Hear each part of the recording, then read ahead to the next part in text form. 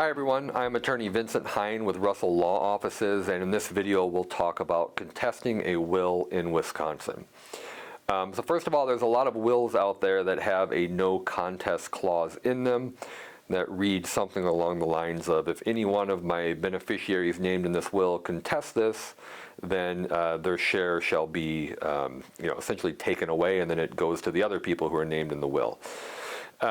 First off, that clause probably isn't enforceable. State law makes clear in Wisconsin statutes that if there is a good faith basis for the objection, you can still make it. So there'd have to be an analysis done, of course, in your particular case, but that language you see in a will, it usually doesn't quite have as much power as it appears to.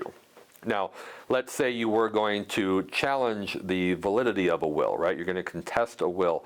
What would be the typical grounds to do so? Well, one very common one is testamentary capacity, or rather the lack of testamentary capacity. You would argue that, when Dad made this will and he only gave me such and such percentage, and, my brother and sister got more, well, he didn't have the capacity to do so. And I'll talk about the capacity to make a will in a different video, but that would be a common legal theory to attack the will itself and try to get it tossed out. And then if it gets tossed out, then the distribution would occur based on the intestacy statutes as opposed to the will. And so I won't get into that part either, but if we were to keep talking about legal theories here, the other ones would be coercion, duress, undue influence. These are all legal theories you would use to say, right, when Dad did that will, he didn't have capacity to do it, or he was kind of forced to do it. It wasn't truly his will. It wasn't him thinking when he did the will, right? My brother and sister really, coerced him, right?